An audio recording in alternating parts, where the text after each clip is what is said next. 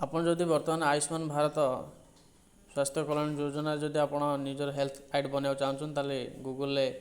Health ID search करेंगे तापर health ID ऊपर क्लिक कला परे आपण एमती गोटे पेज खोल नहीं जो देखो ये आयुष्मान भारत डिजिटल मिशन एमती गोटे पेज खोल नहीं जो जब आप मोबाइल करते ताले डेस्कटॉप साइट करदे डेस्कटॉप मोड कर नहीं देवे डेस्कटॉप मोड कर सारापर आप एमती पेज खोल जीवो तापर आप कौन करियो ना create your health ID create your health ID ऊपर क्लिक करने से आपणकर आधार समस्त तो आधार कार्ड थी आधार उपर क्लिक करने आपड़ ये क्रिएट भाया आधार कार्ड जदि आप आधार कार्ड सागर फोन नंबर लिंक थो ताले क्लिक करियो जदि आधार कार्ड सागर फोन नंबर लिंक न थाए ताले आप कौन करियो ना मोबाइल माध्यम करें ठीक अच्छे मो आधार कार्ड लिंक अच्छी फोन रे मुझे कर नौची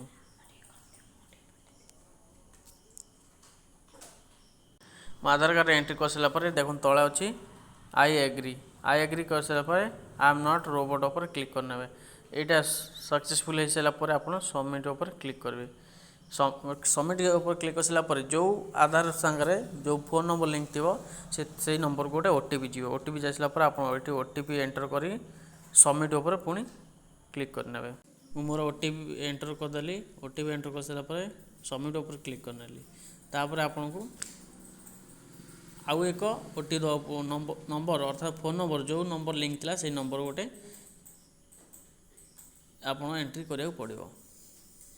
तापर आपण मोबाइल नंबर एंट्री कर सारापर ओटीपी यही ओटीपी सबमिट कलापर आपणकर संपूर्ण भाव में हेल्थ आईडी क्रिएट हो ओटीपी एंटर कर सारापर सबमिट उपर क्लिक करने एबे देखो आसीगला जार आधार कार्ड सागर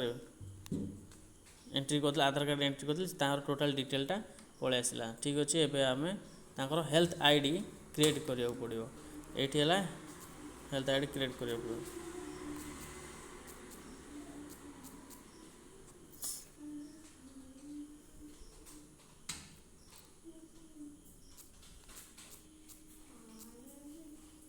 ये तांकर मेल आईडी दवा पड़ो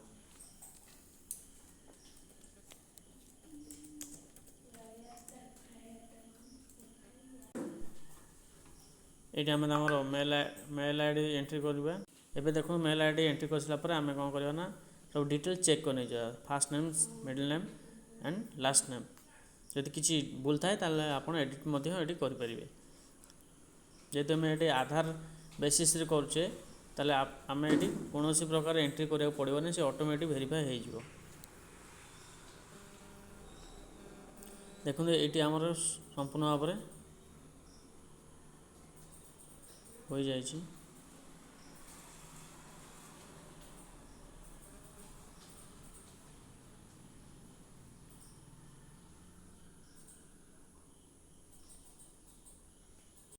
आप कौन करें सबमिट उपर क्लिक करने एबे आपणकर हेल्थ आईडी क्रिएट हो आप कौन करें ये हेल्थ आईडी डाउनलोड उपर क्लिक करने क्लिक कर सारापर आप डाउनलोड होचे देखो संपूर्ण भाव में आप आईडीटा जेनेरेट यहाँ हूँ आपणकर Bharat Ayushman digital health card संपूर्ण भाव में क्रिएट हो गला।